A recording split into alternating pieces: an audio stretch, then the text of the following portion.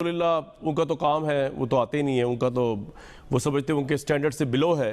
जो आधी ज़्यादा पार्लियामेंट है जिसमें तहरीक इंसाफ के लोग शामिल नहीं हैं वो सारे, तो इसलिए वो तो का ट्रैक रिकॉर्ड ही ऐसा है। लेकिन आज कोरोना के ऊपर बड़ा अहम इजलास था और ये एक्सपेक्टेड था कि प्राइम मिनिस्टर आएंगे, जैसे दुनिया का हर प्राइम मिनिस्टर ये जो हेड ऑफ द स्टेट है, अगर पार्लियामेंट उनकी खुलती है तो वो जाता है। बोरिस जॉनसन ने कल कौम से खिताब किया, वो कह रहे हैं कल वो पार्लियामेंट में जाएंगे या आज वो पार्लियामेंट में जा चुके होंगे और वो खिताब करेंगे, वहाँ पे अपना एक एजेंडा देंगे। लेकिन हमारे प्राइम मिनिस्टर वहाँ पे नहीं थे। अपोजिशन जिसने ये इजलास बुलाया, जिसके रिक्वेस्ट पे आया, उसके लीडर ही वहाँ पे नहीं थे, शहबाज शरीफ साहब। उन्होंने ये एक्सक्यूज़ दिया कि ऑब्वियसली कि वो कैंसर के सर्वाइवर हैं, तो उनको लोगों ने रोका, डॉक्टर्स ने रोका, इसलिए वो नहीं जा सके। प्राइम मिनिस्टर का ना होना जो है बड़ा ताज्जुब की बात है इस अहम तरीन क्राइसिस में, जब कौम को ज़रूरत है प्राइम मिनिस्टर की, जब कौम उनकी तरफ देख रही है, वो वहाँ पर नहीं है। हमारा इस प्रोग्राम के प्लेटफॉर्म से हुकूमत नाराज़ रहे या नाराज़ ना रहे, ये कवी वो तज़िया रहा है, बड़ा टिका का तज़िया रहा है कि हुकूमत और हमारे प्राइम मिनिस्टर लॉकडाउन को लेकर कन्फ्यूजन का शिकार रहे हैं और लीडरशिप की वो हमें आला सतह नज़र नहीं आई जो कि होनी चाहिए थी। और इसमें मुझे नहीं मालूम कि इसकी वजूहात क्या हो सकती हैं कि प्राइम मिनिस्टर अपने ऊपर इल्ज़ाम लेना नहीं चाह रहे थे, जिम्मेदारी लेना नहीं चाह रहे थे। लेकिन दुनिया जहान की बड़ी बड़ी, हमारी तो इकॉनमी कुछ है ही नहीं, हमारी तो इकॉनमी तबाह हाल है पिछले 1.5-2 साल से, उससे पहले भी कुछ अच्छी नहीं थी। लेकिन मैं अगर पाकिस्तान तहरीक इंसाफ गवर्नमेंट की बात को, तबाह हाल economy, inflation double digit, food inflation double digit, economy की ग्रोथ गिरी हुई थी, डॉलर आसमान पहुंचा हुआ है। तो हमारी तो इकॉनमी पहली तबाह थी। वो जो बड़े बड़े मुल्क हैं अमेरिका जैसे, जिनकी दुनिया की ग्रेटेस्ट इकॉनमीज़ हैं, कोरोना में वो तबाह हो गई, उन्होंने लॉकडाउन फिर भी लगाया। इंग्लैंड की इकॉनमी तबाह हो गई, उन्होंने लॉकडाउन फिर भी लगाया। पूरे यूरोप की इकॉनमी तबाह हो गई, उन्होंने लॉकडाउन फिर भी लगाया। क्यों लगाया?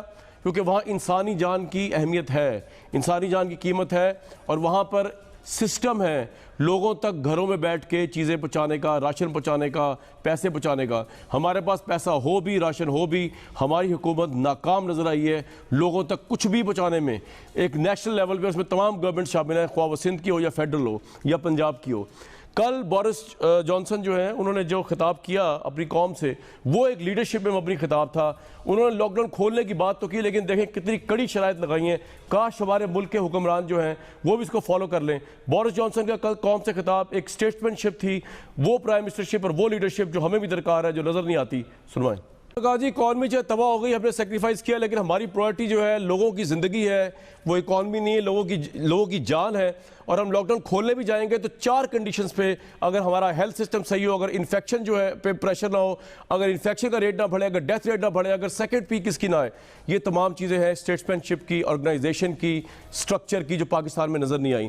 कौमी असम्बली में जो आज लॉकडाउन के तो खोल ही दिया पूरे गवर्नमेंट ने, और उसमें कोई इस तरह की तरजीहात शामिल नहीं जो कि हमें इंग्लैंड के प्राइम मिनिस्टर की तरजीहात में नज़र आई, अगर हम उनको देखें इंस्पिरेशन के लिए। आज कौमी असम्बली के अंदर जो खिताबात हुए उनमें कुछ पॉइंट्स बड़े अहम थे, कुछ जो थे वो ऑब्वियसली सिर्फ मर्स लगी थी गवर्नमेंट के ऊपर, वो सुनवाता हूँ। उसके बाद आज का पैनलिस्ट सदाकत अली अब्बासी साहब हैं, उस्मा बुखारी साहब हैं, शैला रजा साहब है और शाद भट्टी साहब। ख्वाजा आसिफ ने क्या कहा पहले वो सुन लेते हैं। हमारे यहाँ पे वर्स्ट ने अभी आना है। ये स्मार्ट लॉकडाउन जो है, कोई ऐसी बात करें जो हमारी समझ में भी आ जाए। 100 केसेस पे सख्त लॉकडाउन, 12,000 केसेस पे नरम बंदिशें, 16,000 केसेस पे स्मार्ट लॉकडाउन, 31,478 केसेस पे 678 अमवात पे लॉकडाउन खत्म। कोई इस पॉलिसी को डिफाइन कर दे स्वाए एक लफ्ज से कंफ्यूजन। यहाँ तो पॉलिसी कोई नहीं है, जो इंतजामात किए गए वो नाकाफी थे। वजीर आजम 8-10 बयानात इस किस्म के देते हैं जो मुतजाद हैं। इस क्राइसिस के अंदर वो खुद भी कंफ्यूज हैं और कौम को भी कंफ्यूज कर रहे हैं। हमारे जो मसीहा हैं वो एक्सपोज्ड हैं इस डिजीज के लिए। हमारी जो 1.5 साल में इकोनॉमी कंप्लीट कोलैप्स कर चुकी थी, अब कोरोना के जिम्मे इसको लगाया जा रहा है। इस क्राइसिस के दौरान भी जो है गिरफ्तारियां जारी रहीं। नैब को, FIA को, एंटी करप्शन और तमाम अदारों को जो है अपोजिशन के खिलाफ इस्तेमाल उसका आज भी जारी है। हाजी नमाजी तो सारे इधर बैठे थे नहीं, अगर इनका कोई केस निकला है तो उसकी एक्सटेंशनें शुरू हो जाती हैं, 3 हफ्ते आगे कर दो। कहां पे कौम को इकट्ठा किया है वजीर आजम ने? उनकी मुंतकिम मजाजी, उनके बदले की हवस। कौम को इकट्ठा रखने का वक्त है। बका की जंग लड़ रही है कौम इस वक्त। इससे पहले मैं हुकूमत का मौक़िफ़ लूँ, जरा बिलावल भुट्टो ज़रदारी साहब की बात भी सुन लें। आज कौमी असम्बली में उन्होंने क्या कहा। इतनी ज्यादा जरूरत था कि हमारा वजीर आजम पूरा मुल्क को लीड करता, हमारा वजीर आजम पाकिस्तान का वजीर आजम बनता। वजीर आजम सिर्फ پی ٹی آئی کا نہیں رہتا اور اس ملک کو وہ تحفظ دلاتے. اس وقت ہم جنگ میں ہیں. اب کبھی ایسے ہی سوچ سکتے ہیں کہ پاکستان جنگ میں ہو اور وزیر اعظم پاکستان کہے کہ صوبے سندھ خود لڑے, بلوچستان خود لڑے؟ کیا آپ ایسے کبھی سمجھ سکتے ہو کہ ہم جنگ میں ہو اور ہم اپنے سپاہیوں کو, اپنے جوانوں کو کہے کہ جا آپ اس جنگ کے مقابلہ کریں, مگر ہم آپ کو ہتھیار نہیں دیں گے, ہم آپ کو بوٹس نہیں دیں گے, ہم آپ کو یونیفارم نہیں دیں گے. اگر ہمیں مدد چاہیے, اگر ہمیں آپ کا ساتھ چاہیے تو صرف اس لیے کہ ہمارے عوام کا جان اور صحت خطرہ میں ہے. اور do we really want to be the only country in the world؟ کیا معاشی مشکلات دوسرے ملک میں نہیں ہیں؟ بنگلہ دیش میں نہیں ہے, انڈیا میں نہیں ہے, نائجیریا میں نہیں ہے, افریقہ میں نہیں ہے, ایتھیوپیا میں نہیں ہے, افغانستان میں نہیں ہے, صرف پاکستان میں معاشی مشکلات ہیں. اگر وہ ممالک اپنا عوام کے صحت اور زندگی بچانے کے لیے وہ لاک ڈاؤن بھی کر سکتے ہیں, معیشت کو بھی سنبھال سکتے ہیں, اپنے عوام کو ریلیف پہنچ سکتے ہیں, تو میں پوچھتا ہوں کہ پاکستان یہ کام کیوں نہیں کر سکتا؟ پی ٹی آئی کی حکومت سندھ کرونا ریلیف آرڈیننس کو سائن تک نہیں کر رہی تاکہ ہم اس لاک ڈاؤن کے دوران وہ غریب عوام جس کا ذکر ہمارا وزیر اعظم کرتا رہتا ہے, ان کو جب ہم ریلیف پہنچانے کی کوشش کر رہے ہیں تو چاہے ہمارا ریلیف آرڈیننس ہو یا جو بھی ہمارا منصوبہ ہو, اس کو سیبوٹاج کرنے کے لیے وفاقی حکومت ہوتی ہے. اس طریقے سے نہ ریاست چلتا ہے, نہ وفاق چلتا ہے, اور نہ ہی ہم اس وبا کا مقابلہ کر سکیں. صداقت علی باسی صاحب, کچھ پوائنٹس تو بڑے اہم ہیں جن کے اوپر بات کیے بغیر عوام کو ہم اندھیرے میں رکھیں گے, اور میں چاہوں گا آج آپ کے ساتھ کنسٹرکٹیو ڈائلاگ اور باقی پینلسٹ کے ساتھ بھی. اس بات میں بڑا وزن ہے کہ جب اموات بڑھ رہی ہیں, انفیکشن بڑھ رہے ہیں, تو ہم لاک ڈاؤن کیوں کھول رہے ہیں, جبکہ جب یہ اموات بہت کم تھیں, یہ انفیکشن بہت کم تھا, ہم نے بہت سخت لاک ڈاؤن کیا ہوا تھا. نمبر 1. نمبر 2, یہ بھی بتا دیجئے کہ بڑا وزن ہے بلاول بھٹو کی اس بات میں کہ پرائم منسٹر کا جو ایک طرح سے کندھے اچکا کے وہ یوں کہتے ہیں کہ جی میری تو کوئی ذمہ داری نہیں ہے, جو کچھ کیا صوبوں نے کیا ہے. تو امریکہ کے اندر 50 سٹیٹس ہیں, ڈونلڈ ٹرمپ وہاں کے پریزیڈنٹ ہیں, ان کی 50 سٹیٹس ہمارے صوبوں سے زیادہ خود مختار ہیں. لیکن کیا آپ یہ ایکسپیکٹ کرتے ہیں کہ وہاں کے وہ سٹیٹس کے اوپر ساری ذمہ داری ڈال دیں؟ تو پرائم منسٹر کا اپنے پہ ذمہ داری نہ لینا, اپنی پالیسی کو لاک ڈاؤن کی پالیسی صوبوں سے ڈفر قرار دینا, کیا یہ میجر لیڈرشپ کرائسس نہیں ہے کہ if a leader is failed to take the responsibility تو ان کو ہم کس طرح کا لیڈر مانیں گے؟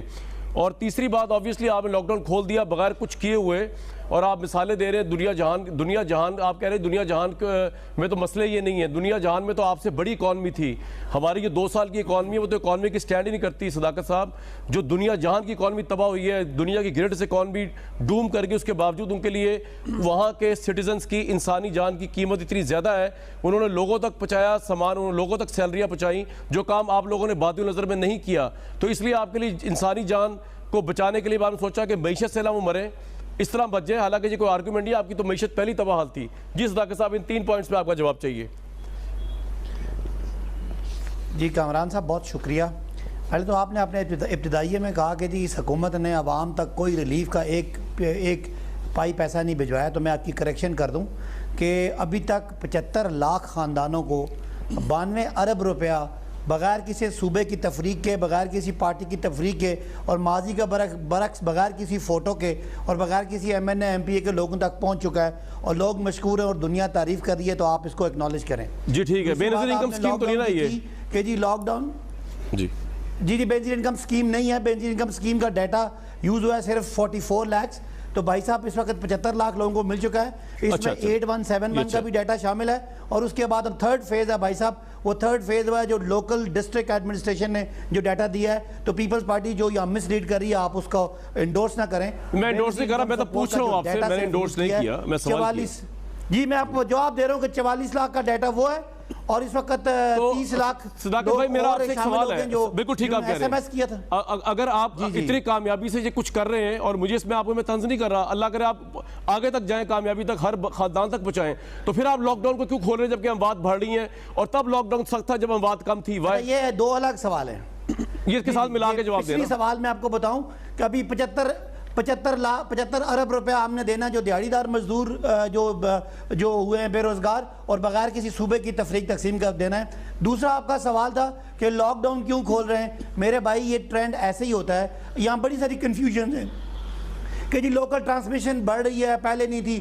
جب بھائی آپ کے بارڈر بند ہوں گے تو جو کیسز آئے تھے لوکل ٹرانسمیشن ہی ہوتی ہے پوری دنیا میں, یہ کوئی نئی بات نہیں ہے. لوکل ٹرانسمیشن ہی ہے, کرو کا پیٹرن یہی ہے اور دنیا نے شروع میں یہ سوال نہیں ہے سوال میں آ رہا ہوں مجھے سوال میں نے سنا ہے سوال یہ ہے کہ اگر جب اموات کم تھی میں نے سوال سنا ہے کہ مجھے موقع دیں گے تو اس کو ایڈریس کریں نا آپ تو ادھر جا رہے ہیں نا جی ہمیشہ شروع میں جی نہ ادھر تو نہیں جا رہا آپ کو لگ رہا ہے شروع میں اموات ہمیشہ کم ہوتی ہیں لیکن وہ جب لاک ڈاؤن کیا تھا تو تاکہ آپ کا ملک کا جو ہیلتھ سیکٹر ہے وہ اس کو پہلے تیار ہو جائے اور اس کے بعد ہم نے اس کو آہستہ آہستہ یعنی ایک مختلف اب تو ہیلتھ سیکٹر رو رہا ہے کہ پریشر بڑھ گیا ہمارے اوپر تو آپ لوگ بول رہے ہیں تو کیا کوئی نہیں ہیلتھ سیکٹر کوئی نہیں رو رہا ہیلتھ سیکٹر کوئی نہیں رو رہا دنیا میں سب سے لویسٹ اگر اموات کا ریشو ہے تو وہ پاکستان میں ہے جہاں کے ہیلتھ پہ کوئی کنسنٹریشن سر لیکن سب سے لویسٹ ہیلتھ انفراسٹرکچر بھی ہے نا ادھر بھائی آپ یہ میں آپ کو عرض کر رہا ہوں کہ یہاں سب سے لویسٹ ہیلتھ سٹرکچر بھی ہے آپ نے اچھی بات کی جی یہ ہمارے ہاں کوئی بازی میں حکمران رہے ہیں جنہوں نے صرف نیلی پیلی بسوں میں اور کرپشن کے منصوبوں میں پیسے لگائیں ہیلتھ کا نہیں تھا اس حکومت نے آتے ہی ہیلتھ کے صوبائی بجٹ 3 گنا بڑھائیں اور اب اس پہ فوکس ہو رہا ہے دنیا میں جو اس وقت بہترین لوگوں نے اس کورونا کو ڈیل کیا اس میں آپ کی ریاست ہے آپ کے صوبے اور آپ کی مرکزی حکومت ہے اور تیسرا سوال آپ کے تھا کہ معیشت تو میرے بھائی آپ مہربانی کریں یہ جو